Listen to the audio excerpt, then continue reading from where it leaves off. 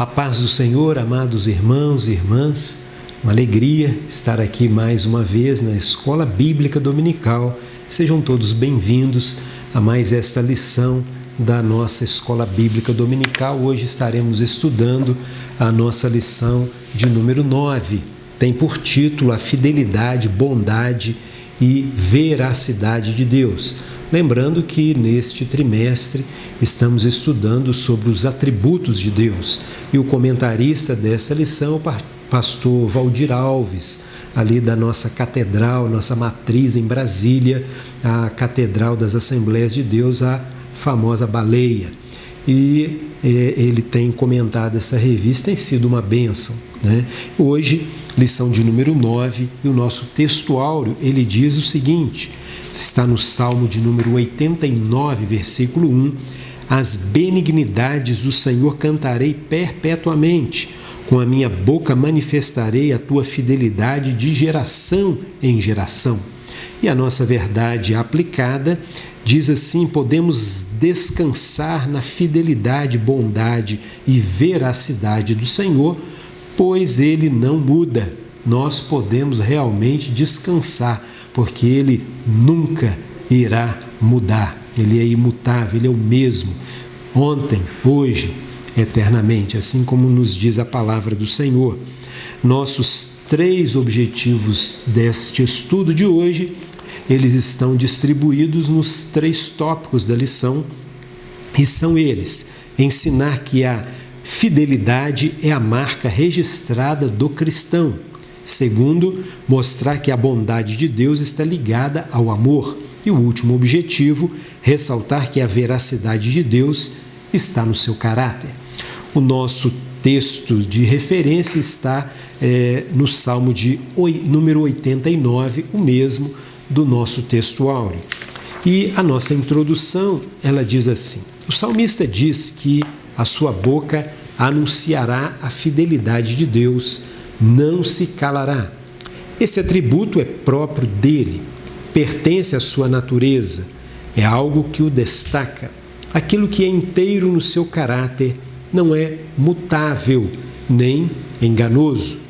Deus não é como o homem, não. O homem ele está sujeito a mudanças de pensamentos, né?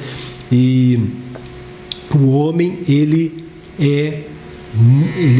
muda, todo momento nós mudamos, né? Mas Deus não muda. Nós podemos confiar na veracidade, na bondade, na imutabilidade do Senhor, né? Os tópicos da nossa lição, o primeiro tópico, a fidelidade de Deus, o segundo tópico, a bondade de Deus, e o terceiro tópico, a veracidade de Deus.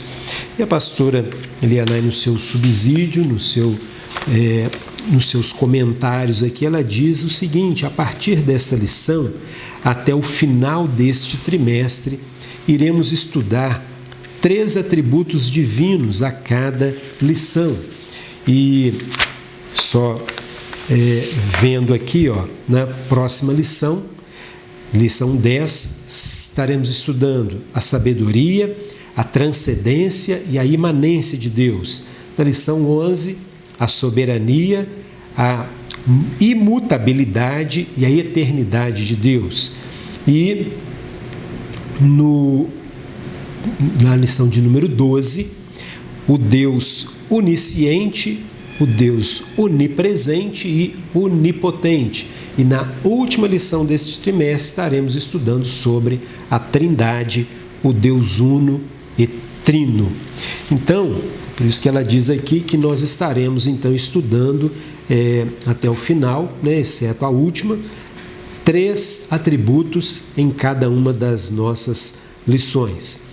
Nesta lição de hoje abordaremos em primeira mão a fidelidade divina, que, como nos demais atributos, é parte da sua essência, né? Não muda, não falha, destaca a inteireza do seu caráter e nos permite conhecer um pouco mais dele, do Todo-Poderoso. No Salmo de número 36, versículo 5, diz assim: a tua misericórdia, Senhor, está nos céus, a tua fidelidade chega até as mais excelsas nuvens. E no Salmo 89, versículo 5, diz: e os céus louvarão as tuas maravilhas, ó Senhor, a tua fidelidade também na congregação dos santos. O Salmo de número 89, este salmo da nossa lição de hoje, foi utilizado no texto de referência na lição passada também. Com a autoria atribuída a Etan ou Jedutum, o Salmo 89 começa com um salmo de louvor, desenrola-se com uma apologia à fidelidade de Deus e termina com uma lamentação. O motivo do louvor é o reconhecimento de que Deus tinha uma aliança com Davi, segundo Samuel, capítulo 7. Isto é motivo de regozijo, celebração. Todavia, os descendentes de Davi não foram fiéis a essa aliança, não foram fiéis aos termos dessa aliança. E mesmo assim, ainda assim, ao deparar com a infidelidade do povo, Deus, ele reafirma a sua fidelidade, a sua promessa de realização da sua promessa, e no final, na pessoa maior de Jesus Cristo, filho de Davi. Além de discursar sobre a fidelidade de Deus, o texto da lição vai abordar também o assunto da bondade, benignidade, e veracidade. Apesar de serem termos afins, estes termos, são afins, falam de coisas diferentes. A bondade está mais ligada a determinadas práticas que são executáveis no âmbito das relações interpessoais. Procedente do termo latino bonitate, bondade significa a qualidade de bom, disposição natural para o bem, benevolência, brandura, indulgência.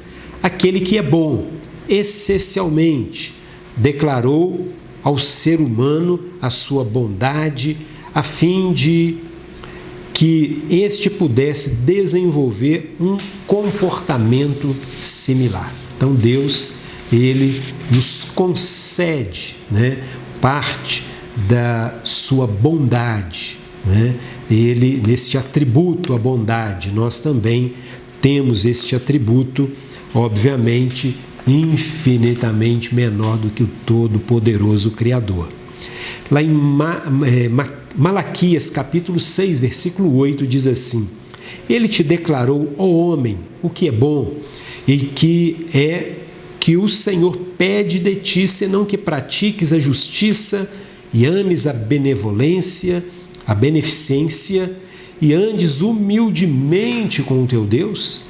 E lá em Romanos, no capítulo 15, versículo 14, diz assim: Eu próprio, meus irmãos, estou certo a respeito de vós mesmos estáis cheios de bondade, cheios de todo conhecimento, podendo admoestar-vos uns aos outros. E, finalizando, o Salmo de número 100, versículo 5, diz assim: Porque o Senhor é bom, e eterna a sua misericórdia, e a sua verdade estende-se de geração a geração. Concluindo, então, o nosso comentarista, ele vai nos falar o seguinte: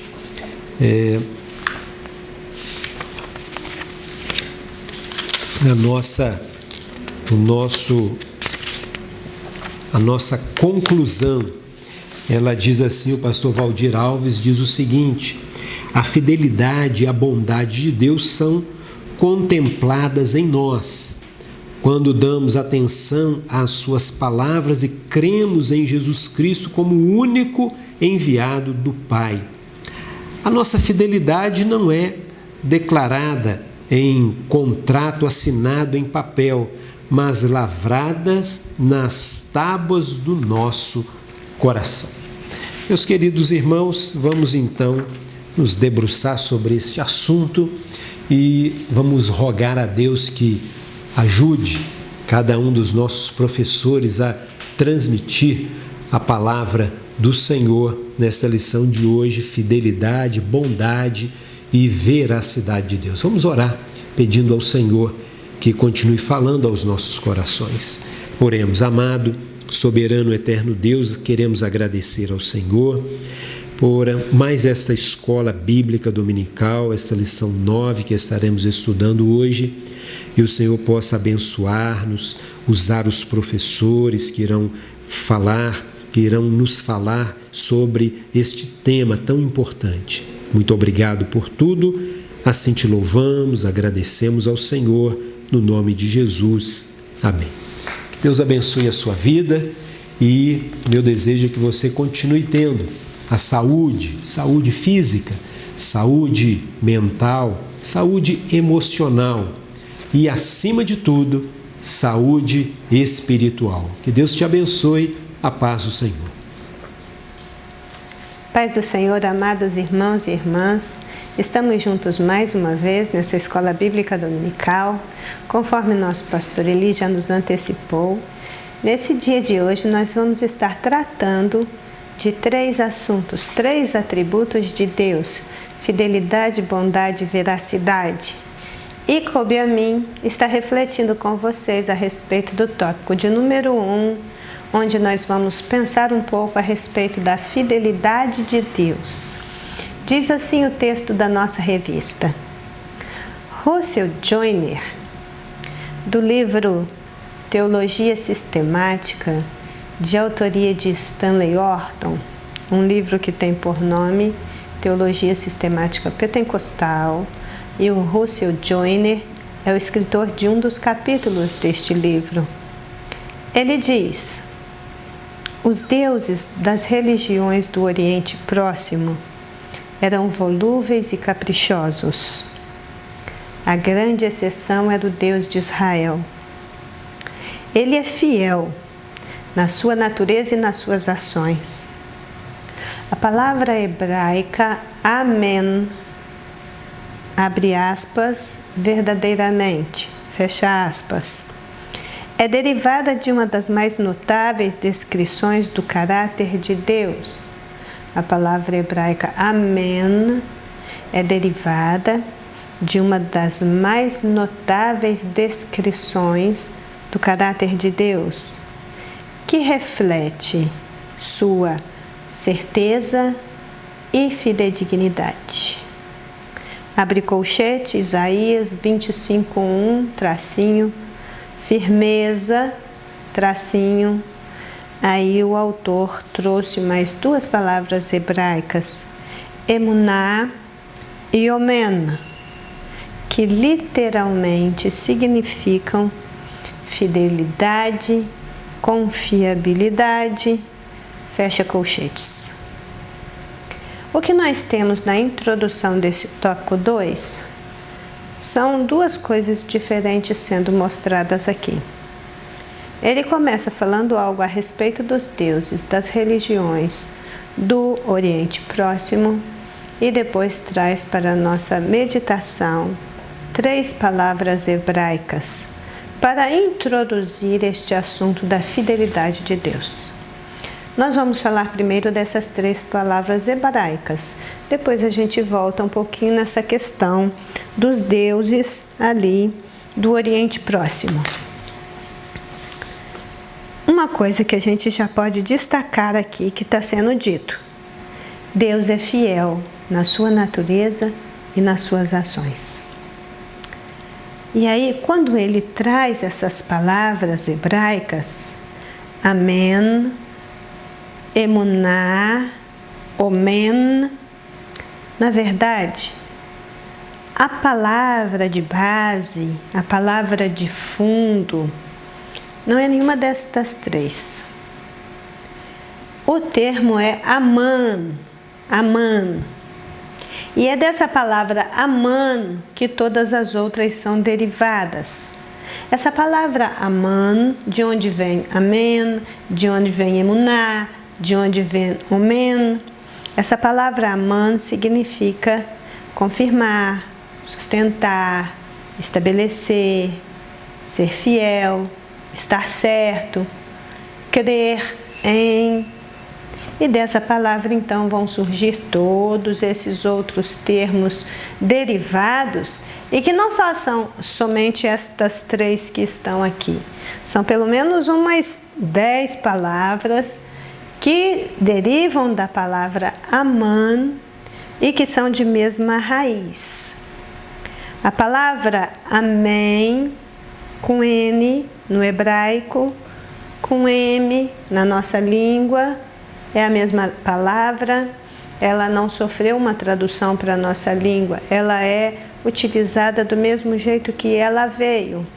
Ela significa verdadeiramente, de fato. Amém significa assim seja, é assim mesmo, está certo isso. A palavra emuná significa firmeza, fidelidade e constância. E a palavra omen significa fidelidade.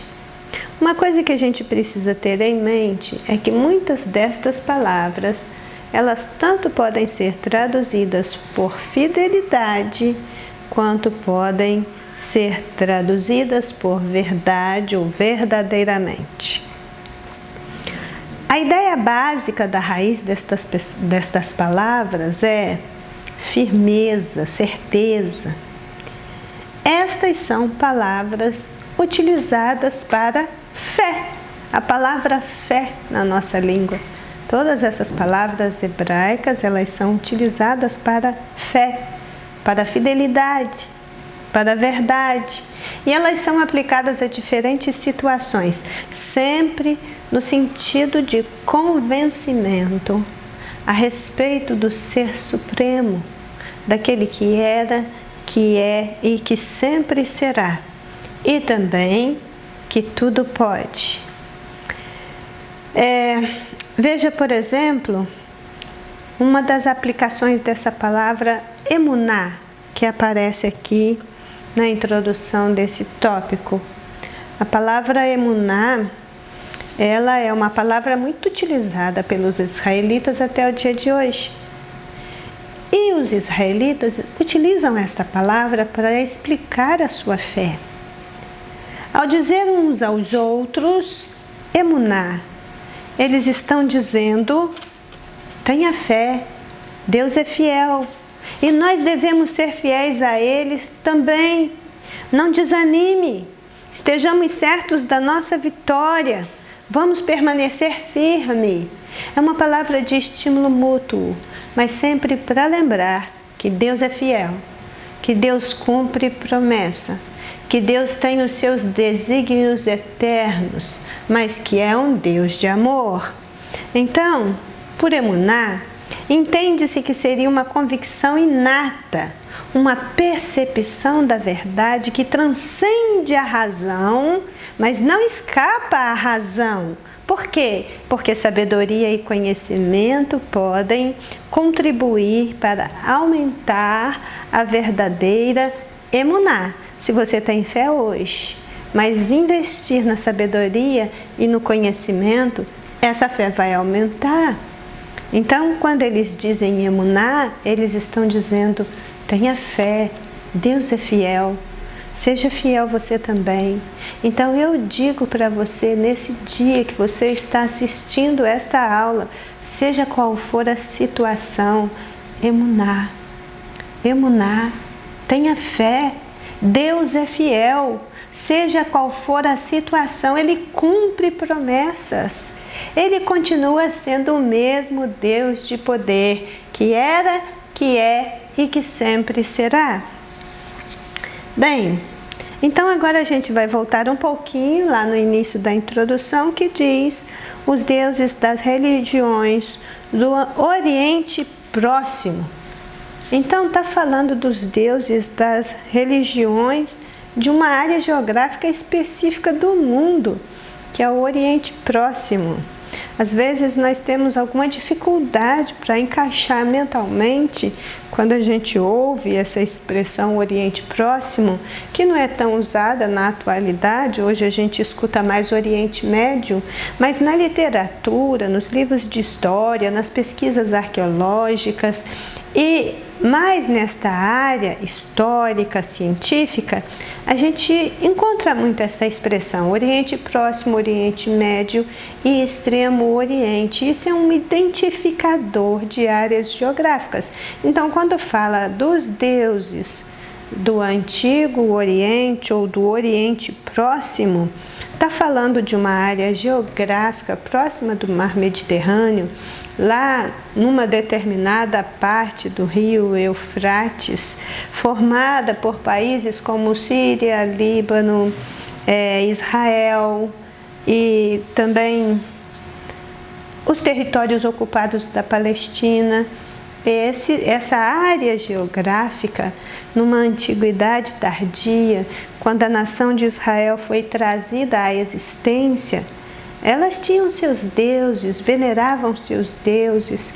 E assim como os outros deuses que se encontram espalhados pelo mundo inteiro e que são cultuados pelos humanos, eles tinham algumas características muito humanas, porque na verdade é gritante a diferença quando se faz um comparativo dos deuses das religiões com o Deus de Israel, ou o Deus do monoteísmo bíblico. Quando Deus cria o ser humano, Ele cria o ser humano à sua imagem conforme a semelhança, a sua semelhança. Quando os homens criam deuses, eles também criam deuses à sua imagem, conforme a sua semelhança, imitando Deus. Então, os deuses que os homens criam são deuses volúveis, são deuses caprichosos, são deuses que brigam entre si, que se enraivecem e que castigam os seus adoradores por qualquer coisa. Por isso os seres humanos, desde a antiguidade tardia, que cultuam deuses, eles passam por esta vida num estado de fragilidade muito grande em termos espirituais e vivem atormentados com medos, com pavores, porque os deuses que eles criaram para si, que conhecem, são deuses perigosos, explosivos, que se enraivecem, são caprichosos. Então aqui diz, os deuses das religiões do Oriente Próximo eram volúveis, eram caprichosos. A grande exceção dentro do Oriente Próximo, desses países que eu falei aqui para vocês, é a nação de Israel, que tinha um Deus maravilhoso, todo-poderoso, um Deus santo, um Deus justo, um Deus bom, um Deus gracioso, um Deus eterno, imutável, um Deus que realmente não se compara a nenhum Deus de nenhuma religião. É isso que essa introdução está chamando a nossa atenção. O nosso Deus, Ele é o Senhor de toda a terra, o sustentador e criador de todas as coisas e que faz justiça e juízo até aos próprios deuses criados pelos humanos, provando que eles nada são. Então vejamos aqui, 1.1 diz que Deus é fiel a si mesmo. E nesse tópico sobre fidelidade, nós vamos ver, Deus é fiel a si mesmo, Deus é fiel aos seus propósitos, Deus é fiel em suas promessas. São os 3 itens deste primeiro tópico. Vejamos o 1.1. A fidelidade de Deus não está atrelada à nossa fidelidade, pois nós somos falhos e volúveis nos nossos pensamentos, propósitos e promessas, conforme nos diz 2 Timóteo 2,13. A questão de negar-se a si mesmo é uma questão de caráter de Deus. O caráter de Deus não muda, nem sofre sombra de variação. Esta fidelidade consiste no fato de que Deus não desfaz, nem muda de opinião a respeito de algo que porventura Ele tenha afirmado. Ele, sendo fiel em sua natureza, não descumpre as cláusulas do contrato firmado conosco e mostra a sua fidelidade como nosso escudo e broquel. A fidelidade de Deus é um dos grandes temas da Bíblia. Quando nós pensamos em fidelidade divina, toda a nossa visão a esse respeito está carregada da ideia, daquele compromisso divino inabalável que Deus mantém em relação ao seu povo, com respeito a tudo que se encontra escrito na sua palavra. Deus se revelou. Uma das formas da revelação divina, como já estudamos em outros momentos, é a sua palavra escrita. Não há nada que esteja escrito na sua palavra que vá de encontro à natureza de Deus, e tudo que está escrito nela se cumpre. Acontece exatamente como está posto, porque é para isso que ela está aí. Nós vamos ver aqui que aquele que não muda e nem sofre nenhum tipo de variação é poderoso para sustentar o que ele diz na sua santíssima palavra, e ele sustenta. A Bíblia não é o nosso Deus, mas é ela que nos revela quem Deus é e tudo quanto Ele quis nos revelar.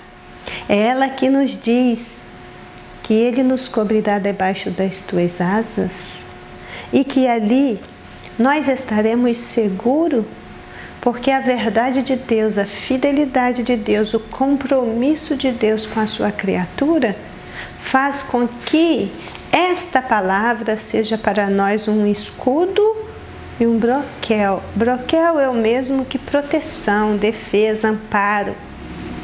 Então nós vamos ver, com relação a esse tópico que diz que Deus é fiel a si mesmo, que a fidelidade de Deus está expressa na sua coerência moral, na sua coerência pessoal, no seu relacionamento com as pessoas. Deus é comparado a uma rocha. Lá em Deuteronômio 32:4 diz que Ele é a rocha cuja obra é perfeita, porque todos os seus caminhos justos são. Deus é a verdade e não há nele injustiça. Justo e reto Ele é. É assim que Ele é assim que Ele se apresenta. Por ser uma rocha, Ele também é coerente em todos os seus atributos, na sua moralidade, na sua ética, no seu ser pessoal, na sua essência. Ele permanece sempre na mesma posição e estará lá, aonde Ele diz que está, todas as vezes que nós clamarmos por Ele. E se o buscarmos, ainda que tateando, o acharemos, mesmo que não esteja longe de cada um de nós, conforme nos diz Atos 17:27, porque essa é uma condição humana, né? Ele está onde Ele diz que está, Ele se deixa conhecer, mas mesmo o conhecendo, às vezes nós passamos pela vida procurando por Ele, tateando em busca dEle, quando Ele está para nós ali onde Ele sempre esteve e diz que estaria. Uma coisa sobre a fidelidade de Deus e a revelação dessa fidelidade de Deus em si mesmo, em sua pessoa, é que nós vamos ver aqui que nem a infidelidade humana pode alterar a fidelidade divina. 2 Timóteo 2,13 diz: se formos infiéis, Ele permanece fiel, porque não pode negar a si mesmo. Nós temos então, irmãos, muitas passagens bíblicas importantes, relevantes, que mostram que Deus é fiel a si mesmo, Deus é fiel em si mesmo, e essa fidelidade divina é uma das suas gloriosas perfeições. Ela é como a vestimenta do próprio Deus, conforme nos afirma o Salmo 89:8, que diz: o Senhor, Deus dos exércitos. Não, voltando, Salmo 89:8. Ó Senhor, Deus dos exércitos, quem é forte como tu, Senhor? Com a tua fidelidade ao redor de ti? A Bíblia é rica em versículos que apontam para a grandeza do nosso incompreensível e maravilhoso Deus. E tal qual a sua grandeza é a sua fidelidade que dura de geração em geração. Então vejamos aqui 1.2, Deus é fiel em seus propósitos. Aqui diz, Deus tem os seus desígnios, projetos, planos, aquilo que Ele colocou como realização. Então aqui já começa com essa ideia abrangente de propósitos, como desígnios, como projetos, como planos. Todas as intenções de Deus já se cumpriram ou ainda vão se cumprir cabalmente. O propósito de Deus continua o mesmo desde a criação do mundo, quando o homem caiu. E esse propósito é que haveria de nascer um Redentor que esmagaria a cabeça da serpente, Gênesis 3,15. O propósito de Deus na salvação da humanidade independe da aceitação ou não de alguns homens, independe de Satanás com seus anjos, porque os propósitos de Deus na salvação da humanidade vão se cumprir. Vai acontecer. Fiel é Deus pelo qual fostes chamados para a comunhão de seu Filho Jesus Cristo, nosso Senhor. 1 Coríntios 1:9. Esse é um item muito abrangente, sabe? Realmente muitas coisas foram despertadas em mim enquanto eu estava estudando sobre essa questão dos propósitos divinos, que são eternos, que são imutáveis, que são infalíveis, que são coerentes, que são completos. E os propósitos de Deus também são abrangentes. Abrange o mundo todo, os grandes reinos, abrange a igreja, abrange cada um dos servos, abrange a nossa salvação, a volta de Cristo, a consumação de todas as coisas, e não para por aí. Deus é fiel nos seus propósitos, e os seus propósitos, eles são muito, muito abrangentes. Nós temos propósitos de Deus em relação ao mundo criado. Nós temos propósitos de Deus em relação à raça humana. Nós temos propósitos de Deus em relação à vinda do seu Filho a esse mundo para resgatar a humanidade caída. Nós temos propósitos de Deus na criação e sustentação da igreja. Mas também nós temos propósitos de Deus para cada uma das criaturas nesta terra. Para cada um que é membro do corpo de Cristo e para aqueles que ainda vão ser alcançados com a mensagem da salvação e virão também a se tornar um membro do corpo de Cristo, a igreja gloriosa que está sendo preparada pelo Espírito Santo para ser apresentado à sua noiva, para ser apresentado ao Senhor como a sua noiva. Então, nós vamos ver aqui que a obra propiciatória de Jesus é, sem dúvida, a maior revelação do grande propósito de Deus no plano de redenção da humanidade.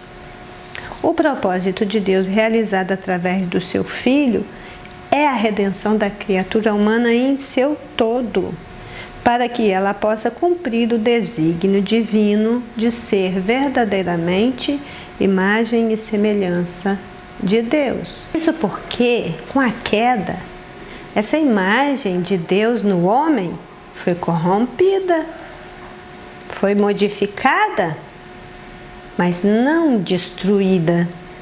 O que nós temos em Cristo é o resgate desta imagem de Deus no homem, e foi o Senhor que fez isso. Viu Deus tudo quanto tinha feito, e eis que era muito bom.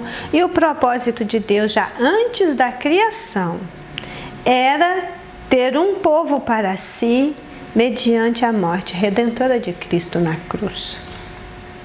Agora vejamos o propósito de Deus para a igreja. É que sejamos santos e irrepreensíveis diante dele, Efésios 1:4. Isso se refere tanto ao perdão de pecados como santificação e santidade. O povo eleito de Deus está sendo conduzido pelo Espírito Santo em direção a esta santificação. E nós vamos ver o apóstolo, nas suas várias cartas paulinas, enfatizando repetidas vezes o propósito supremo de Deus em relação à sua igreja. O cumprimento desse propósito para a igreja como corpo não falhará. Cristo a apresentará a si mesma igreja gloriosa, santa e irrepreensível. Mas além do propósito de Deus para o mundo, para as nações, para todos os povos, para a criatura humana, para a igreja, nós ainda temos o cumprimento de um propósito de Deus para cada crente, como indivíduo dentro da igreja. Só que esse propósito individual, ele é condicional. Cristo nos apresentará santos e irrepreensíveis diante dele, somente se continuarmos na fé. A Bíblia mostra isso claramente. Olha a leitura de Colossenses 1, 22, 23. Cristo irá vos apresentar santos e irrepreensíveis e inculpáveis, se na verdade permanecerdes fundados e firmes na fé, e não vos moverdes da esperança do Evangelho.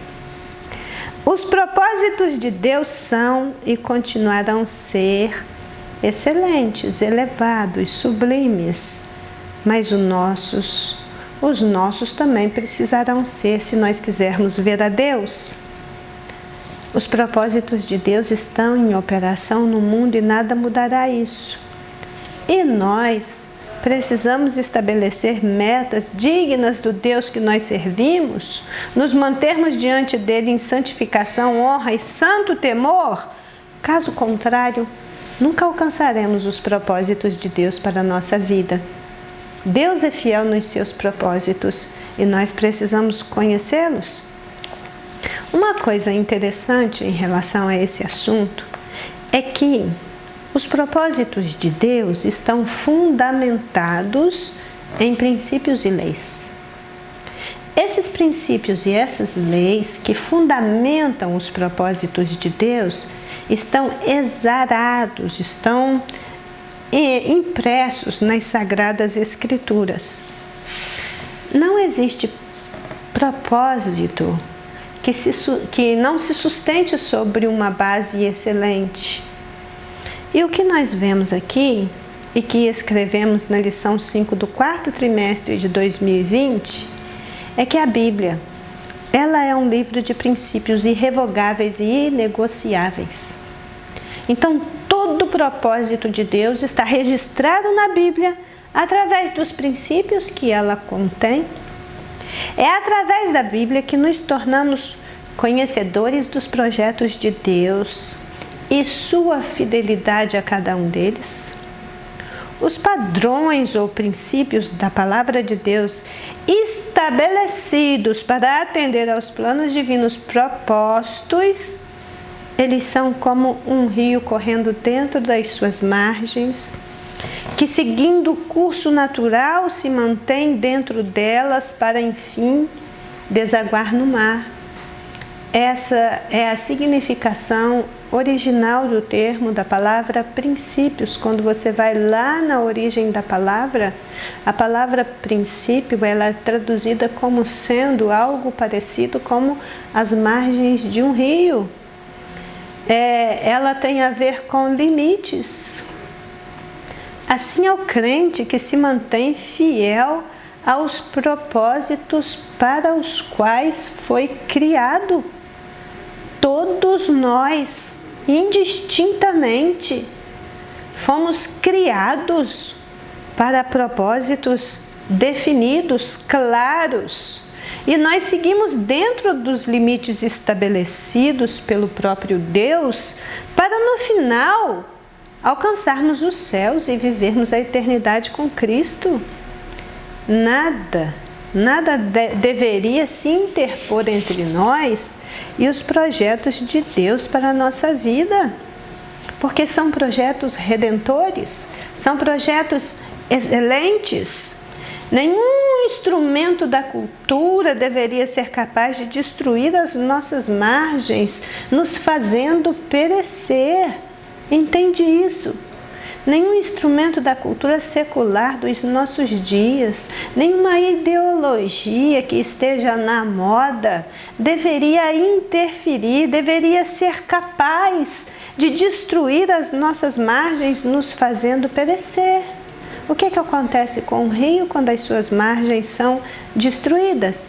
Ele vai perdendo os seus limites, ele vai se tornando cada vez mais raso, ele vai abrindo mão da sua identidade, vai deixando de ser rio, vai subsumindo e até mesmo deixando de existir.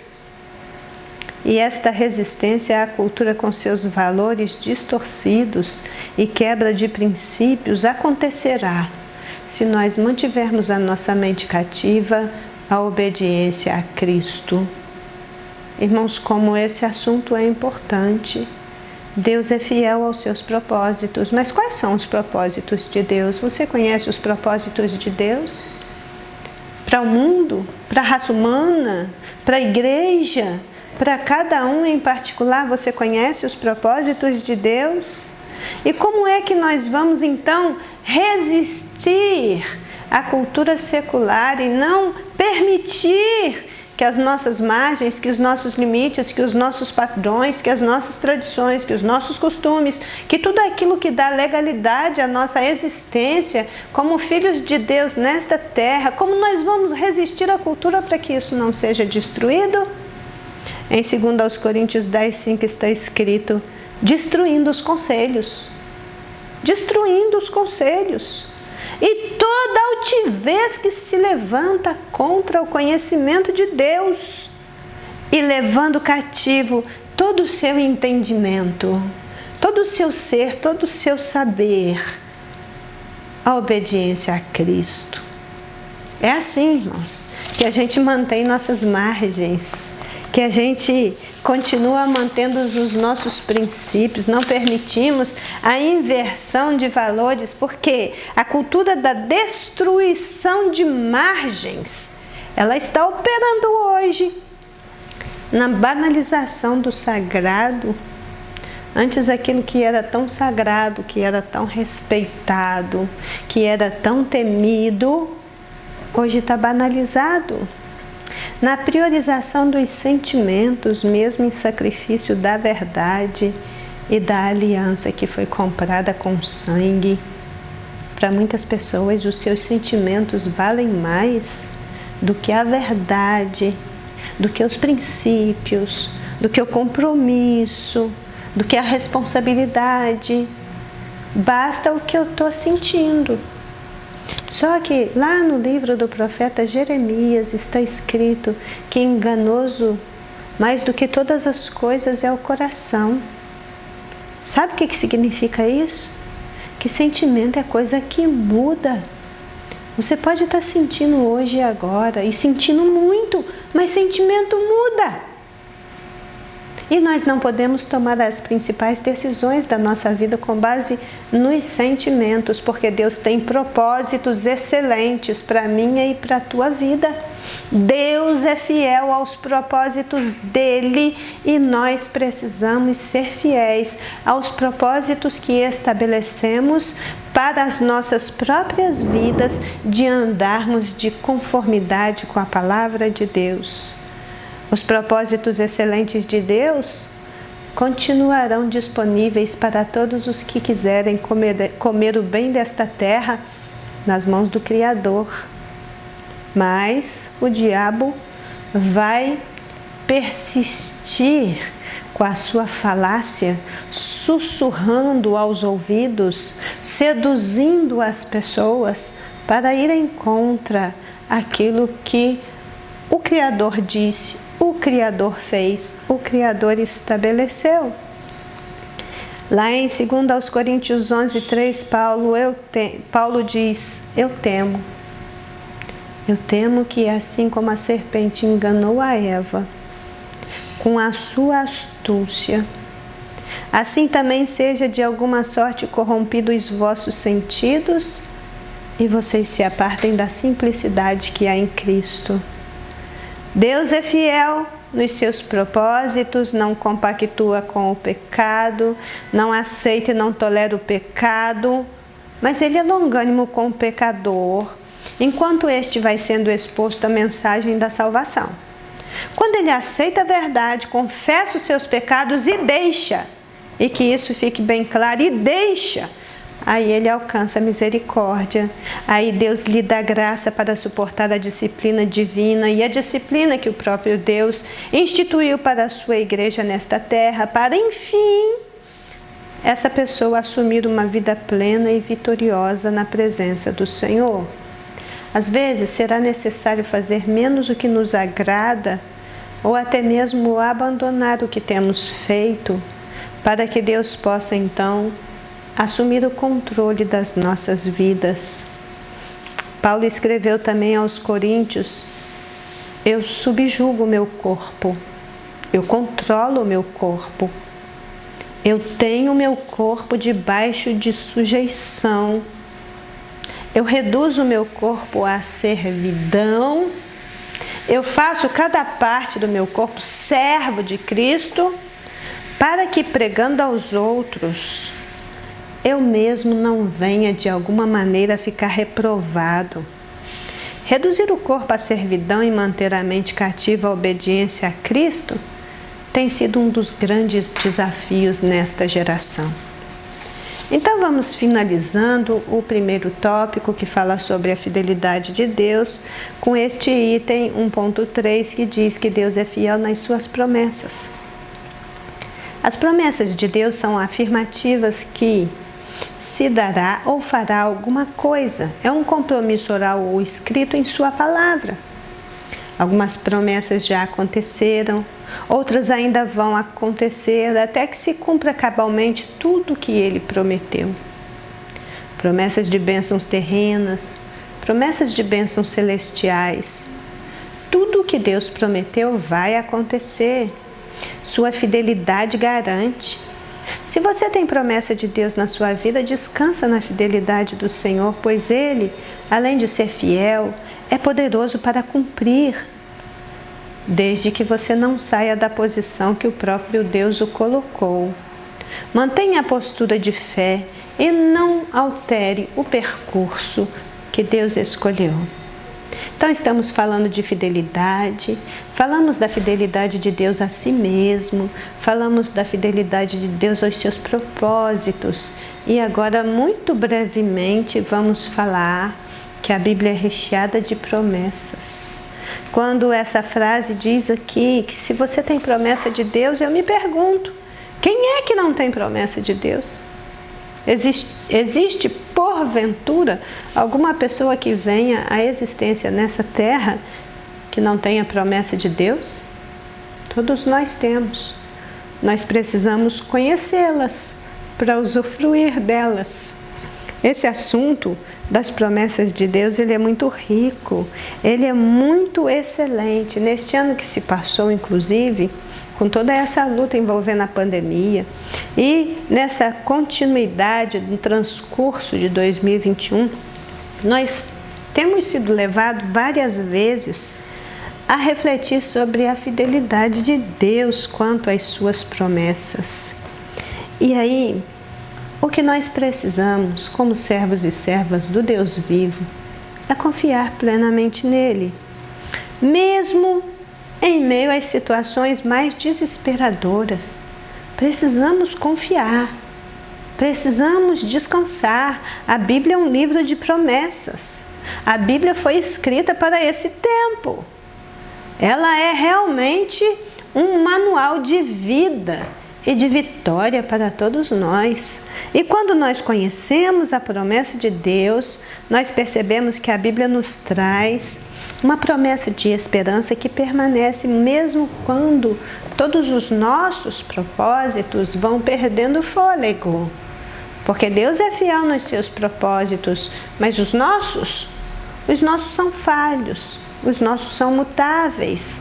Então, quando os nossos propósitos vão perdendo fôlego, a Bíblia tem uma mensagem de esperança que permanece mesmo nesta situação. A Bíblia tem uma mensagem que se mantém viva, mesmo contra toda a esperança humana. O Salmo 39:7 diz: agora, pois, Senhor, que espero eu? Que espero eu? O que você está esperando? O salmista diz: a minha esperança está em ti. E no Salmo 135 diz: eu aguardo no Senhor. A minha alma o aguarda e espera nas suas palavras. Essa esperança, ela não nos deixa envergonhados, pois o nosso Deus é o mesmo, não mudou. O nosso Deus é Deus milagroso. O nosso Deus é Deus que abre caminhos, que cumpre promessas, todas elas. Ele é luz nas trevas, Ele é força, Ele é vigor, Ele nunca nos desamparou. Assim é o nosso Deus e nós precisamos prosseguir acreditando nisso.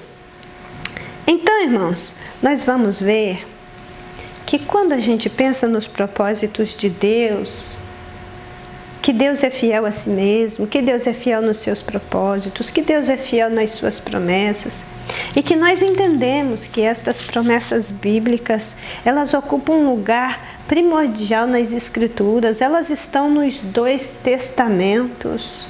A Bíblia é recheada de promessas, tem promessa para todos os dias do ano. Se fizermos hoje um devocional anual, tendo em vista apenas as promessas de Deus, vocês podem ter certeza que nós encheremos um manual de 365 mensagens sobre promessas de Deus e ainda assim não as esgotaremos. Realmente Deus é Deus de promessa e Ele é fiel em relação às suas promessas. Sabe o que acontece quando nós passamos a conhecer as promessas de Deus, começamos a ler, a interpretar, a refletir, a entender como funcionam estas promessas? Nós vamos tirando os olhos das circunstâncias, por mais adversas que sejam. Nós vamos colocando os nossos olhos nas promessas bíblicas, que são imutáveis, que são infalíveis, assim como na maior de todas as promessas já cumpridas, que foi a vinda de Jesus Cristo a este mundo, autor e consumador da nossa fé. E Jesus Cristo, o que Ele fez foi nos encher ainda mais de promessa de bênçãos, de vida e de vitória, independentemente da situação, porque aquele sangue precioso que foi vertido na cruz do Calvário tem poder. Eu não sou como aquele que não tem esperança, eu tenho esperança, você tem esperança, a nossa esperança é o Senhor. E o mesmo Deus que é fiel para com as suas promessas para as cumprir, é o Deus da nossa vida, é o Deus que está escrevendo a nossa história. E Ele diz para nós tirarmos os olhos das circunstâncias adversas e colocá-los nas suas promessas e esperar confiantemente no Senhor, porque Ele é fiel. Amém, igreja? Que o Senhor abençoe rica e poderosamente cada um de vocês nesse dia, nos dando um domingo abençoado na presença do Senhor. Bom dia, a paz do Senhor para todos os nossos amados irmãos. Estamos em mais uma aula da nossa Escola Bíblica Dominical e agora nós vamos estudar um pouquinho sobre o tópico 2. Vamos falar sobre a bondade de Deus. A bondade de Deus faz parte de sua essência. É uma característica intrínseca do Senhor, inerente, próprio que existe por si só e se estabelece fora de qualquer convenção. A bondade de Deus se manifesta por meio daquilo que Ele criou, na forma misericordiosa com que se relaciona com a criação. A bondade de Deus é eterna, infinita, ilimitada e abundante. Tony Evans disse que a bondade de Deus pode ser definida como as perfeições coletivas de sua natureza e a benevolência de seus atos. É muito lindo quando nós estudamos sobre os atributos do Senhor, como está sendo nesse trimestre. E hoje, especificamente nessa lição, nós vamos nos ater em mais outros 3 atributos. Agora nós vamos falar um pouquinho sobre a bondade. A bondade de Deus, ela se manifesta por meio de tudo que o Senhor criou para se relacionar de forma graciosa e misericordiosa conosco, com a sua criação. A bondade, ela pode ser definida como um amor incondicional vivenciado na prática. É importante a gente diferenciar bondade de benignidade. São 2 das virtudes do fruto do Espírito. A benignidade é o bem em ação. A bondade é a prática do amor altruísta. Então, a bondade é ter um sentimento que reverbera em comportamento de bondade. O que é altruísmo? É considerar o interesse do outro como se ele fosse seu. É fazer para o outro como se você estivesse fazendo para você. O amor que emana de Deus, ele espera tudo e ele suporta tudo. Por quê? Porque Deus é benigno e porque Deus é bom. O amor que vem de Deus, ele tudo espera e tudo suporta. Quando a gente lembra de 1 Coríntios 13, diz que o amor tudo sofre, tudo crê, tudo espera, tudo suporta. Esse amor é porque Deus é benigno, porque Deus é bom. Isso é da natureza de Deus, é inerente ao Senhor. E nós precisamos buscar insistentemente e diligentemente o desenvolvimento dos atributos divinos em nós, pelo Espírito Santo, que o fará visível pelo amadurecimento do seu fruto. Nós precisamos buscar com diligência o fruto do Espírito. E a benignidade e a bondade são 2 das virtudes desse fruto, que nós precisamos estar todos os dias buscando com diligência. Salmo 33, verso 5, diz que Deus ama a justiça e o juízo, e que a terra está cheia da bondade do Senhor. Toda a terra está cheia da sua bondade. E é muito maravilhoso quando nós pensamos que a bondade de Deus, ela é direcionada a nós. Porque hoje nós só temos a oportunidade de estar aqui, estar nesta terra, viver esta vida para posteriormente passarmos a eternidade com Cristo, porque Deus é bom, porque Deus é amor, porque Deus é imutável pelos seus atributos e pela sua natureza. É por quem Deus é e não por quem nós somos. Tópico 2.1 nos diz que Deus é bom em todo tempo. O salmista diz no Salmo 34, verso 8: Provai e vede que o Senhor é bom. A bondade de Deus é um atributo comunicável que os seres humanos podem usufruir e participar. Deus compartilha e o homem pode experimentar ser bondoso porque é uma virtude do fruto do Espírito. Deus é necessariamente bom. Ele é bom por natureza e não só por vontade. Não existe nenhuma possibilidade dele se tornar mal. Ele é bom em si mesmo. Ele é a própria bondade. Não tem como mudar para melhor, porque não existe espaço para acrescentar bondade. Nós podemos melhorar, mas Deus já é toda a bondade na sua plenitude, porque Deus é absolutamente bom. Quando nós pensamos neste tópico, Deus é bom em todo tempo, Deus é bom em todo tempo porque Ele é bom desde sempre.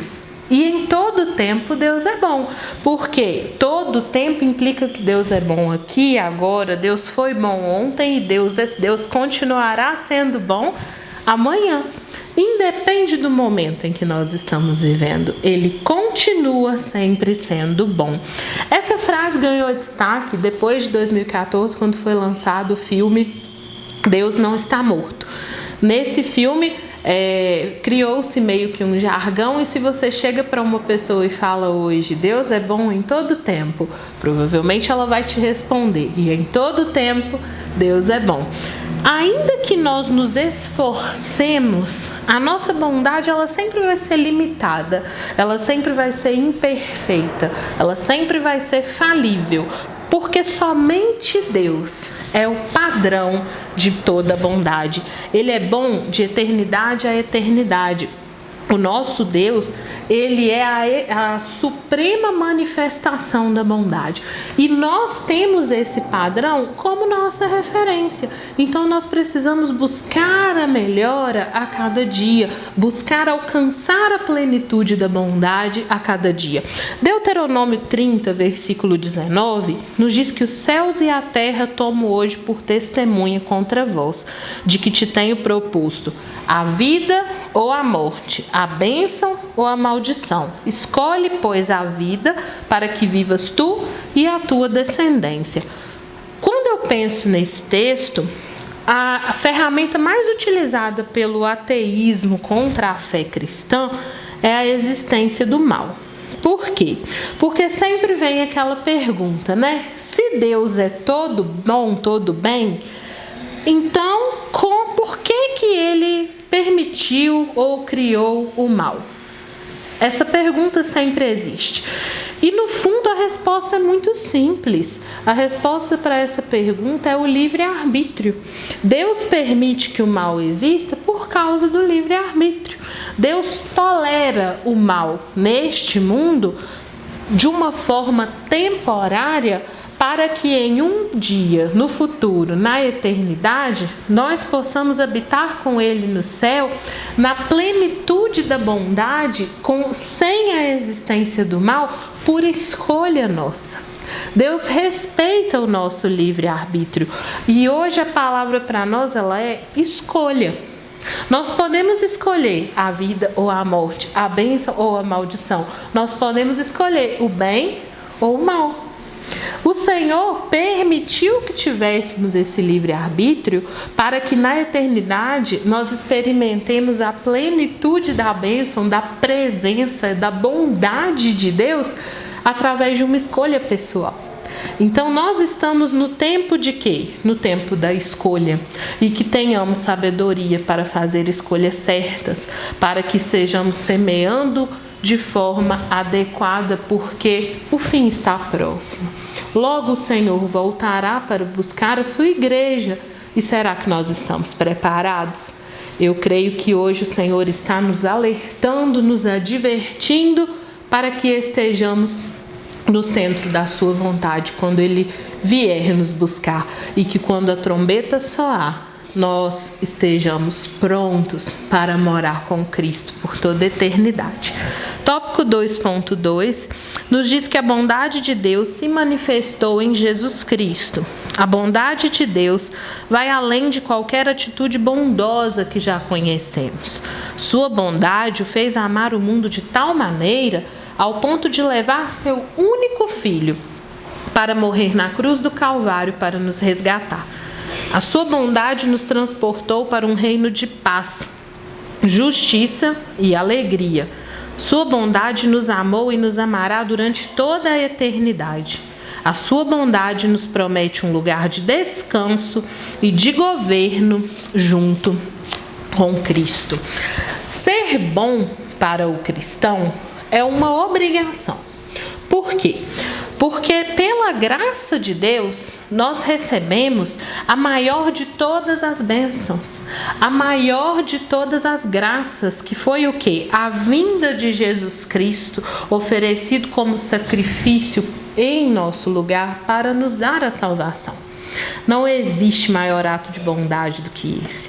O amor de Deus é imenso para abranger todo o ser humano. Deus nos deu seu Filho como oferenda na cruz para cobrir os nossos pecados. E hoje o sangue dele é que nos purifica de todo pecado. A expiação ela procede do coração amoroso de Deus. Não foi algo que ele foi obrigado a fazer. Deus não precisava mandar Jesus para morrer no nosso lugar. Deus escolheu mandar Jesus. João 3,16 nos diz que Deus amou o mundo de tal maneira que deu seu Filho unigênito para que todo aquele que nele crê não pereça, mas tenha a vida eterna. Foi uma escolha do Senhor. Nesse trimestre, nós já estudamos sobre a graça e sobre a misericórdia. Graça é Deus nos concedendo aquilo que nós não merecemos. Misericórdia é quando Deus deixa de aplicar a punição ou castigo que nós merecemos, nos ouvindo, nos socorrendo, nos salvando, nos justificando. Por isso é que nós enxergamos a bondade de Deus. É por isso que nós somos alvo direto da bondade de Deus. A sua graça e a sua misericórdia são manifestações da bondade de Deus. Por meio de Jesus Cristo, a bondade de Deus foi manifesta lá na cruz do Calvário. Ele se tornou um de nós. Ele abriu mão, se despiu da sua glória. Ele desceu até esta terra. Ele foi para um vilarejo poerento lá no meio da Judeia. Ele se tornou um de nós. Ele foi para o ventre de Maria. Ele se tornou criança. Ele passou por cada etapa do desenvolvimento. Ele foi humilhado. Ele foi perseguido. Ele foi tido como um rebelde. Mas tudo que era projeto de Deus na vida de Cristo se cumpriu, porque Ele nos amou, porque Ele olhava para nós e Ele ainda acreditava na humanidade. E Ele ainda acredita, porque o sacrifício de Cristo é que nos dá a oportunidade da redenção, é que nos dá a oportunidade de começar de novo. Nós só podemos ser novas criaturas porque um dia Ele pagou o preço no nosso lugar. 2 Timóteo capítulo 1, versículo de número 9, nos diz que nos salvou e nos chamou com santa vocação, não segundo as nossas obras, mas conforme a sua própria determinação e graça, que nos foi dada em Cristo Jesus, antes dos tempos eternos. Tito, capítulo 3, verso 5, Ele nos salvou segundo a sua misericórdia. Ele nos salvou mediante o lavar regenerador e renovador do Espírito Santo. Nunca teremos palavras para agradecer ao Senhor por tão grande amor e por tão grande bondade que foi manifesta ali naquele dia, naquela cruz. Ele morreu por mim, Ele morreu por você. Ele podia ter escolhido não vir. Ele podia ter escolhido continuar no céu, mas Ele se tornou um de nós para nos trazer de volta para a sua presença. E não existe maior ato de bondade do que aquele que foi manifesto naquele dia, naquela cruz. Seja grato por isso e busque ser o melhor que você puder para expressar a sua gratidão ao Senhor. 2.3 nos diz que a bondade de Deus se manifesta também pelo seu socorro. A palavra de Deus diz que mesmo os justos sofrem muitas aflições, provações e tribulações. O salmista declarou no Salmo 34, verso 19, que muitas são as aflições do justo, mas o Senhor o livra de todas. Na história bíblica, vemos a bondade de Deus operando na vida de muitos personagens. Quando deveriam ser fulminados, o Senhor vem com a sua bondade, opera livramento e provê o necessário. Porque é interesse do Senhor continuar sendo bom, apesar das nossas falhas e dos nossos pecados.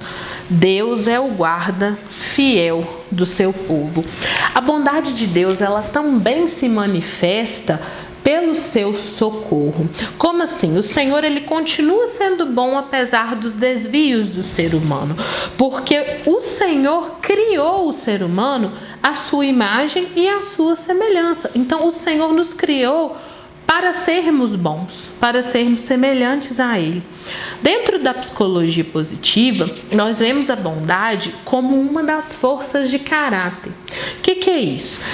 Força de caráter é uma característica positiva individual que, quando é colocada em prática, tem um impacto muito benéfico no desenvolvimento humano e nos níveis de satisfação com a vida e de bem-estar. Então, a bondade ela é uma dessas forças, ao todo são 24. Bondade ela é conceituada como generosidade, como delicadeza, cuidado, compaixão. É aquela pessoa que, quem tem bondade, é uma pessoa que você olha e fala: ah, fulano é uma boa pessoa. Aquele que tem hábito de fazer favores, que cuida dos outros, que enxerga nas outras pessoas alguém que precisa ser cuidado, alguém que precisa ser alcançado por algum tipo de intervenção positiva, de graça, de favor mesmo. Então, pessoas bondosas são pessoas que são sorridentes. A bondade, ela contagia o ambiente. Geralmente, pessoas que têm essa força muito desenvolvida são pessoas que são benquistas em todo lugar. E é possível desenvolver bondade. A gente tem técnicas para aprender a colocar em prática essa força de caráter. A bondade ela pode ser desenvolvida através de pequenos atos de gentileza. Nós podemos todos os dias, por exemplo, escolher fazer pelo menos um ato de bondade despretensioso. Mas quais atos de bondade eu posso fazer?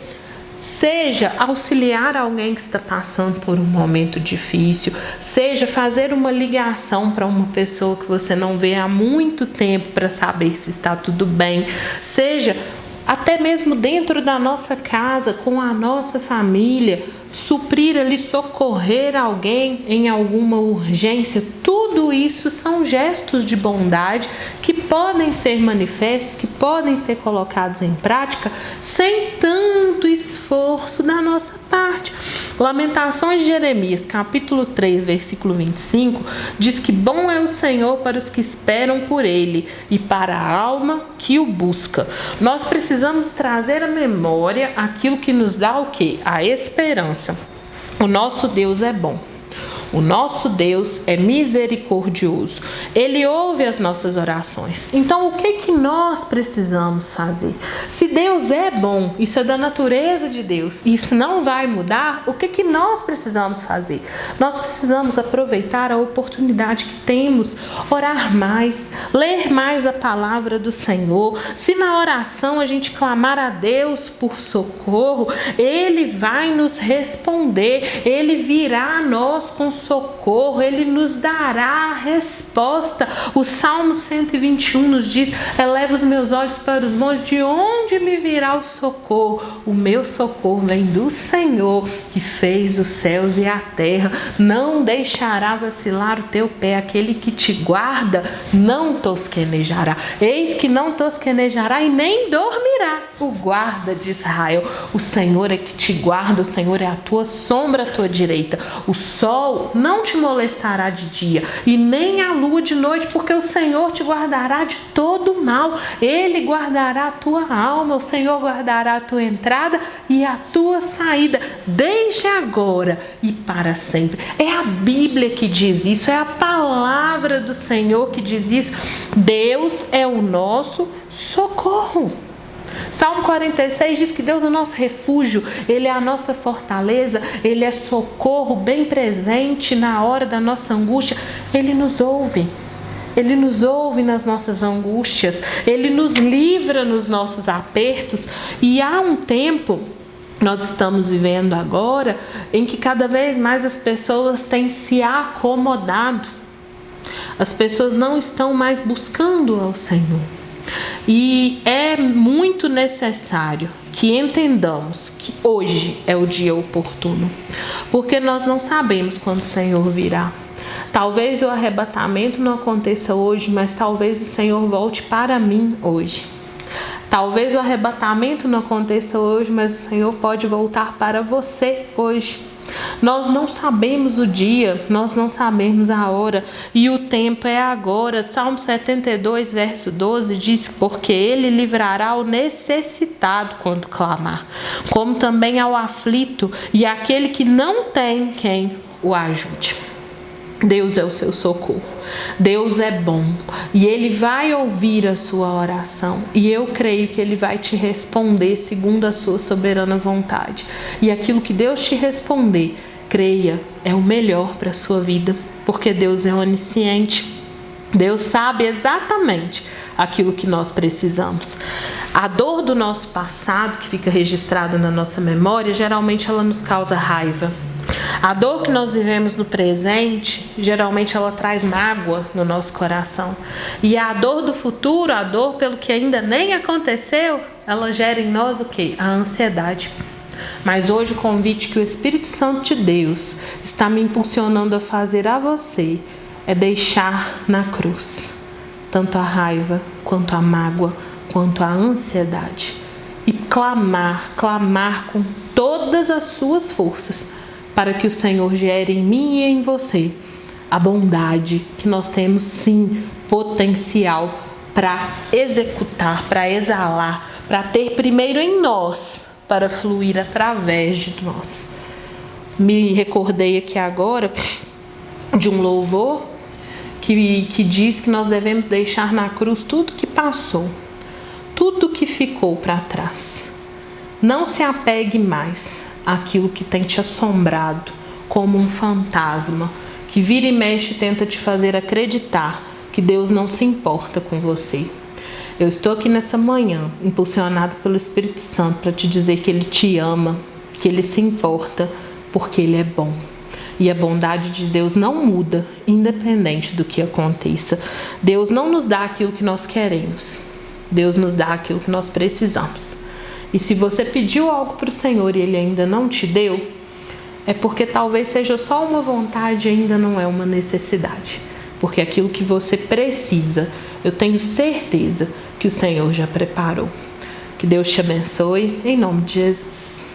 Pai do Senhor, meus irmãos, nós somos gratos a Deus pela essa oportunidade maravilhosa que Ele nos concede, estarmos aqui participando mais uma vez com os irmãos da nossa EBD online.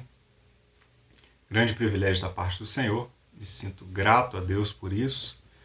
Também quero aproveitar, antes que eu me esqueça, e não posso deixar de agradecer também ao meu pastor Moisés, pela oportunidade de nos abençoar nesse dia, nos dando essa oportunidade de estarmos participando dessa aula maravilhosa. Também o nosso superintendente, pastor Eli, também é uma bênção na minha vida. Todos os nossos pastores, os nossos líderes são bênçãos de Deus na nossa vida e têm nos ensinado bastante. Amados, hoje nós estamos aí já bem próximo, caminhando já para o final do trimestre, já na lição de número 9, 30 de maio. E nós estamos estudando hoje sobre a fidelidade, a bondade, e o terceiro tópico nós vamos falar sobre a veracidade de Deus. O Deus que é verdadeiro, o Deus que é imutável, o Deus que é soberano sobre todas as coisas. Uma coisa que me chamou a atenção quando eu estava preparando essa lição, estudando, é que nós vivemos dias hoje, e o tópico 3 vai destacar muito isso, sobre a veracidade de Deus. Nós estamos vivendo dias difíceis na Terra. Todo esse processo de pandemia, todo esse processo econômico, crises e tudo mais que nós estamos vivendo são dias difíceis. Mas o que me destacou a atenção, me chamou a atenção ao ler sobre a veracidade de Deus, a imutabilidade da veracidade de Deus, um Deus que é imutável, um Deus que é fiel, é verdadeiro, permanece, essa é a sua característica, esse é um dos seus atributos. O que me chamou a atenção, amados, ao estudar essa lição, é que nos dias de hoje nós vamos falar tanta... A mentira tem se transformado em verdade. E tamanho é essa situação que os homens estão tão corrompidos com a mentira, que mudaram até o nome de mentira, quiseram arrumar até um nome chamado de fake news, as notícias falsas, até um nome menos traumático, vamos dizer assim. Mas na verdade tudo é mentira da mesma forma, tudo foi obra do diabo, tudo é criado pelo diabo.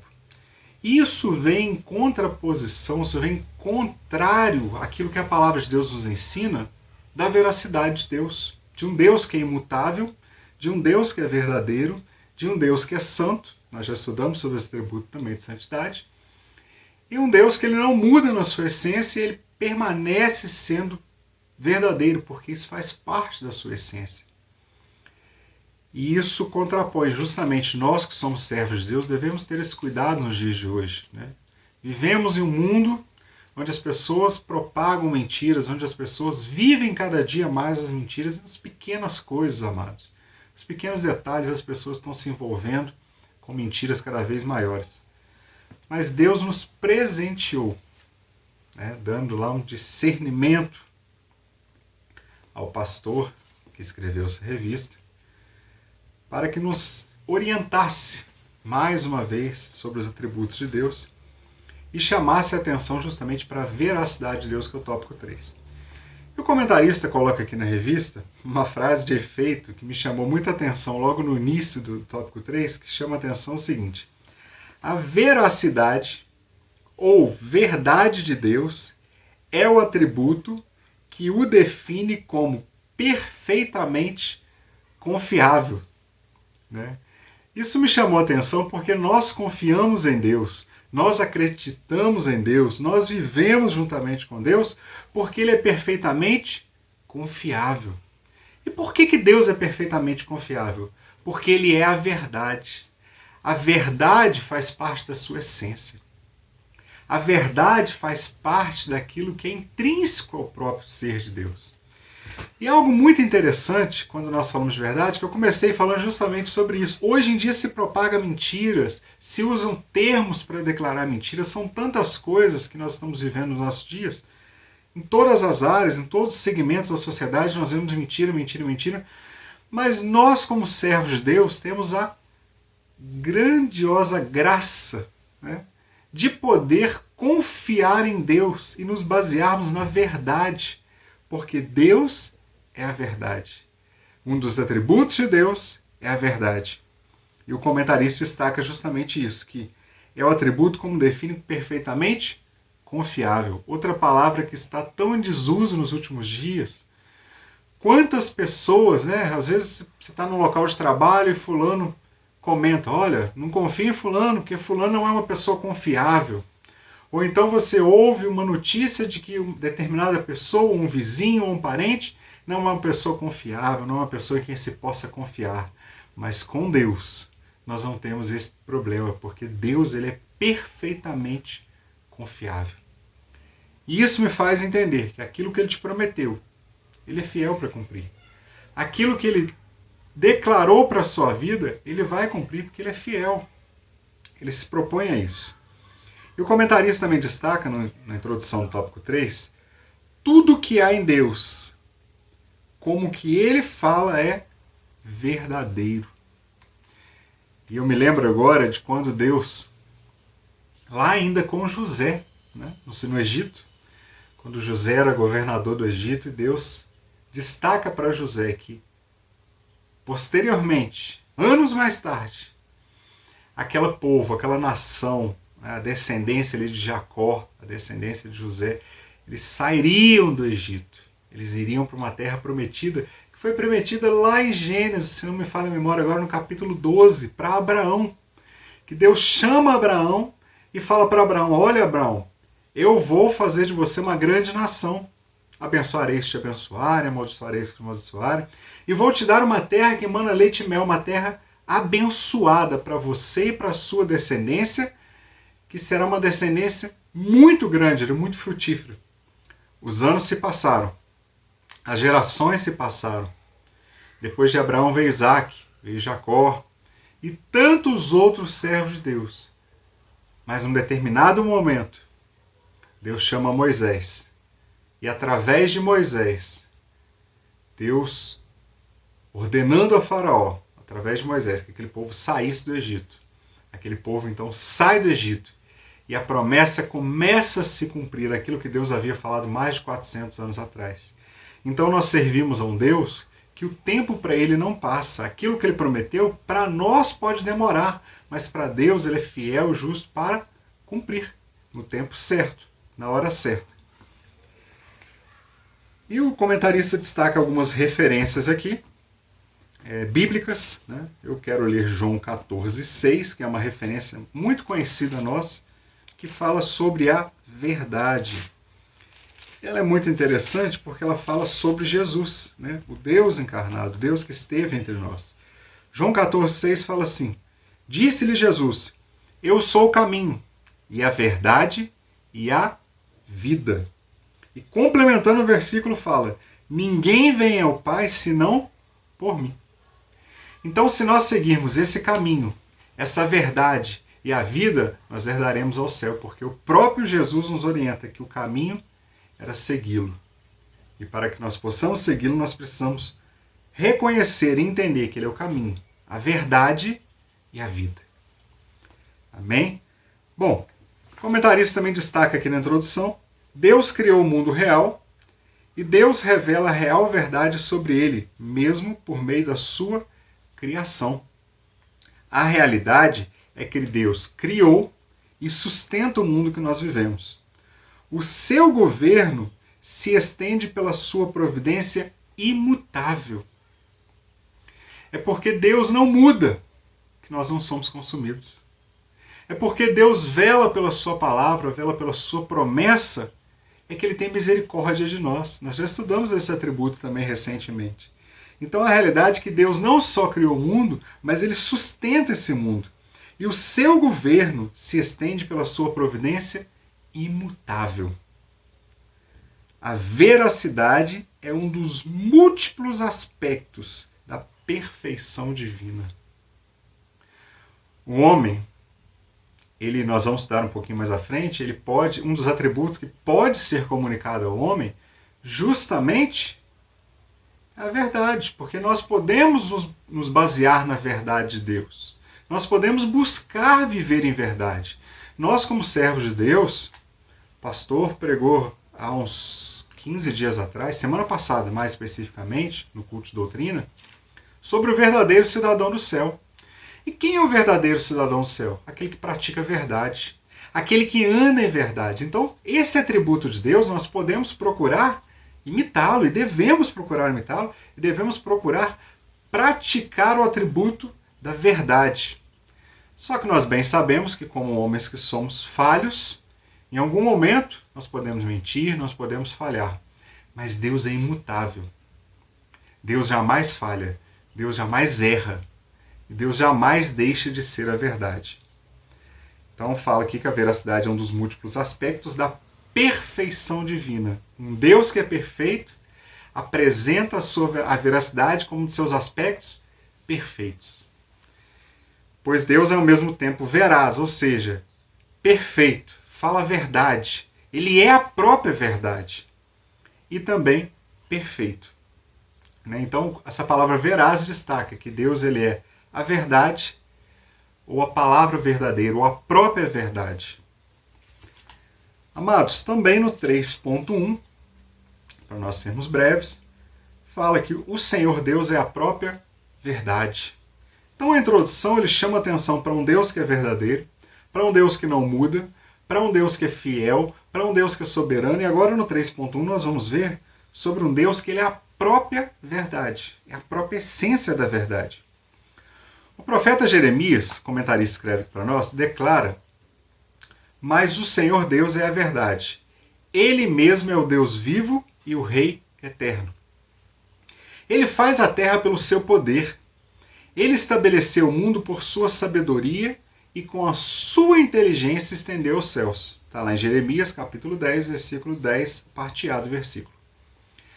O comentarista faz aqui uma referência a Paul Washer, que diz o seguinte: quando a palavra veracidade é usada com relação a Deus, significa que o caráter de Deus é inteiro, sem falta, inalterável. E aí fica uma pergunta para nós. O homem, ele consegue ser inalterável? O homem ele consegue não ter falta? Não. O homem pecou. O homem é pecador, o homem ele tem faltas, o homem ele tem falhas e ele não consegue ser inalterável. Mas nós servimos a um Deus que, quando a palavra veracidade faz referência a esse Deus, ela significa que o caráter de Deus é imutável. Significa que o caráter de Deus ele é inteiro. Significa que ele é inalterável. Nada abala. Nenhuma estrutura abala. Quantas das vezes nós, em nossas falhas, em nossas fraquezas, somos colocados à prova, né? Quantas vezes já aconteceu isso na nossa vida? Por mais que a gente busque viver a verdade, mas baseado na nossa falha, às vezes quando você é colocado à prova em algum lugar, até mesmo uma criança, ele comete um deslize, né? E fala uma mentirinha, né? Aquela mentirinha que para alguns não tem nada a ver, mas que é pecado. Nós nos deixamos levar pelo pecado. Nós somos, às vezes, seduzidos pelo pecado. E algo que vai nos trazer uma certa vantagem momentânea, nós podemos até mesmo mentir para conquistar aquela vantagem momentânea. Mas com Deus é diferente. Porque quando a palavra veracidade é usada em relação a Deus, significa que não tem variação. Em Deus não há mudança, nem sombra de variação. Ele é o mesmo ontem, hoje e será eternamente. A Bíblia faz questão de dizer que a sua palavra é verdade, que ela é imutável. Seguindo mais aqui o que o comentarista destaca para nós, ele fala 3 palavras bem interessantes. O comentarista coloca aqui o seguinte: há 3 palavras que podem ser empregadas para descrever a integridade de Deus. 3 palavras. A primeira, Deus é verdadeiro. Isso para nós que acreditamos em Deus, somos servos de Deus, isso basta.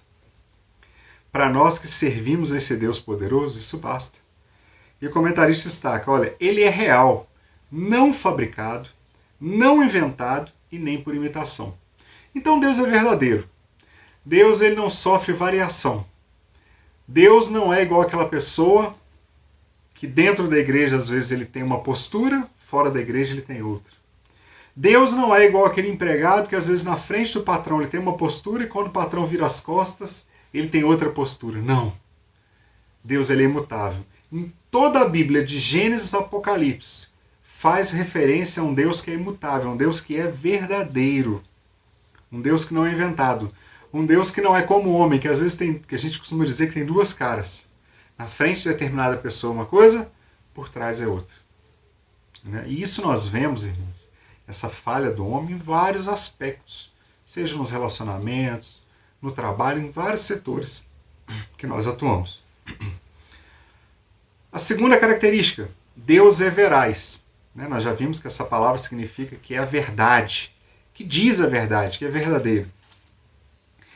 Ele só age e fala dentro da esfera da verdade. Então, tudo aquilo que Deus falou, tudo aquilo que Deus planejou para o homem, tudo aquilo que Deus destacou na sua palavra para o homem, é a pura verdade. A falsidade é contrária à sua natureza. Quantas vezes nós vemos aí várias pessoas também que nós convivemos dizer, olha, cuidado com fulano, porque fulano é uma pessoa falsa. Isso nos deixa triste, magoado, porque quando nós vemos que uma pessoa é falsa, ela às vezes se apresenta de uma forma perto de você e outra forma longe. Isso é uma pessoa falsa. Ele tem as 2 caras que nós falamos agora há pouco. Mas a falsidade ela não faz parte da natureza de Deus. O mesmo Deus que chamou o povo de Israel, chamou Abraão, ele foi fiel, cumpriu aquilo que ele prometeu, que era a sua verdade, ele cumpriu, anos mais tarde. E a terceira palavra, Deus é fiel. O mais interessante, irmãos, que quando nós vemos que Deus é fiel, nós lemos essa frase, só por aí já era suficiente para nós entendermos sobre a veracidade de Deus. Porque o mesmo Deus que é fiel, ele não muda. O mesmo Deus que é fiel, ele permanece fiel. Essa é a característica de Deus. Às vezes nós temos pessoas que convivem conosco e em determinado momento da sua vida aquela pessoa te é fiel. Ela convive com você, ela é fiel, ela está sempre te apoiando, mas em determinado momento às vezes aquela pessoa se afasta, se esquece de você. Mas com Deus não. Ele é fiel. Ele permanece fiel. Ele fará tudo o que prometeu. A mentira não faz parte da natureza de Deus. Deus não é um homem para que minta, nem filho do homem para que se arrependa. Porventura diria ele não faria, ou falaria e não confirmaria, está lá em Números 23, 19. É interessante quando nós falamos da mentira, 2 Coríntios 4, né, capítulo 4, versículo 4, se não me falha a memória, vamos lá conferir a referência, vai destacar justamente sobre de onde vem a mentira. Quem é o pai da mentira? Se Deus é verdade, está lá dizendo para nós o seguinte, olha, não, perdão, essa referência chama atenção sobre o que o diabo faz com as pessoas, né? Nos quais o Deus desse século cegou o entendimento dos incrédulos para que não lhes resplandeça a luz do Evangelho, da glória de Cristo, que é a imagem de Deus. Então as pessoas hoje elas vivem a mentira e elas praticam a mentira porque justamente elas estão cegas pelo Deus desse século. A referência, na verdade, que eu quero destacar para os irmãos também, que contribui para esse tema, é João capítulo 8, versículo 44, na verdade. Vamos ler. João capítulo 8, versículo 44, que fala o seguinte, olha, vós tendes por pai ao diabo, e que quereis satisfazer os desejos do vosso pai. Ele foi homicida desde o princípio, e não se firmou na verdade, porque não há verdade nele. Quando ele profere mentira, fala do que lhe é próprio. Então, se a verdade é própria de Deus, a mentira é própria do diabo. Fala do que ele é próprio, porque é mentiroso e pai da mentira. Então, quando nós vemos que o nosso Deus ele é verdade, nós devemos nos aproximar de Deus e buscar a viver uma vida em verdade, porque o que passa disso é mentira, e a mentira é seguida pelos filhos do diabo. E aproveitando que estamos com o capítulo 8 de João aberto, eu quero destacar também o versículo 32, João capítulo 8, versículo 32, que fala justamente também sobre a verdade, conhecer a verdade. E conhecereis a verdade, e a verdade vos libertará. Então, quando fala que o Senhor é a própria verdade, nós entendemos dessa forma que nós precisamos nos aproximar dessa verdade, porque quando o homem se aproxima da verdade, ele conhece a verdade. E quando ele conhece a verdade o liberta. Se tem alguém nos assistindo nessa manhã, né, está ouvindo esse vídeo ou em qualquer outro horário, que vai ficar gravado no YouTube da igreja, e que ainda não conseguiu se libertar da mentira, eu quero te deixar um conselho bíblico. Conheça a verdade. Se aproxime da verdade que é o Senhor Jesus Cristo, e ela vai te libertar. Amém? Bom, o tópico 3.2 fala que a verdade de Deus nunca mudou nem mudará. A Bíblia relata várias passagens em que se confirma a veracidade de Deus, o Deus verdadeiro, que jamais alguém que o conhece pela fé poderá questionar. Tem uma outra passagem muito interessante também, que nós só conseguimos conhecer esse Deus através da fé. E tem dois versículos que eu quero deixar de destaque para os irmãos também, que está lá em Hebreus capítulo 11. O primeiro deles é Hebreus capítulo 11, versículo 1, que fala, ora, a fé é o firme fundamento das coisas que se esperam e a prova das coisas que se não veem. Eu não estou vendo, mas eu espero, eu acredito, eu confio. Então, para nós confiarmos, entendermos conhecermos esse Deus que é verdade, nós precisamos de fé. Eu só consigo conhecer a veracidade de Deus, como o comentarista coloca para nós, através da fé. Jamais alguém que o conhece pela fé poderá questionar. E Hebreus 11, 6, que também fala para nós, ora, sem fé é impossível agradar-lhe, porque é necessário que aquele que se aproxima de Deus creia que ele existe e que é galardoador dos que o buscam. Então é pela fé que nós nos aproximamos de Deus. É pela fé que nós acreditamos em Deus. É pela fé que nós vivemos uma vida com Deus. Então, no 3.2 vem nos ensinar que nós precisamos praticar a nossa fé, exercitar a nossa fé para conhecer a veracidade desse Deus. Ao longo da narrativa bíblica é manifesta a sua veracidade, que é transparecer a verdade, que coaduna com a sua fidelidade. A veracidade de Deus está intrinsecamente ligada à sua fidelidade, porque nós vimos um tópico primeiro. Assim como ele é fiel, ele também é verdadeiro. O apóstolo João escreve: aquele que aceitou o seu testemunho, esse confirmou que Deus é verdadeiro. Só quem é verdadeiro pela sua palavra para cumprir. E disse-me o Senhor, viste bem, porque eu velo pela minha palavra para cumprir. Tudo pode passar, mas a palavra do Senhor permanece para sempre. O comentarista coloca aqui no suplemento do professor a seguinte frase: a veracidade de Deus, ela é eterna. O céu e a terra passarão, mas as minhas palavras não hão de passar. Né? E ainda uma referência também sobre a necessidade de confiar nesse Deus que é fiel, que é soberano, que não muda, que não passa as suas palavras, que elas permanecem fiéis para sempre. Os Salmos de número 125, versículo 1, nos dá um conselho. É um conselho muito interessante para nós que vivemos dias tão turbulentos, com tantos medos, tantas incertezas, tantas dificuldades, tantos problemas nos assolando. Mas o Salmo 125 fala: os que confiam no Senhor serão como os montes de Sião, que não se abalam, mas permanecem firmes para sempre. Ou seja, nós precisamos confiar em Deus.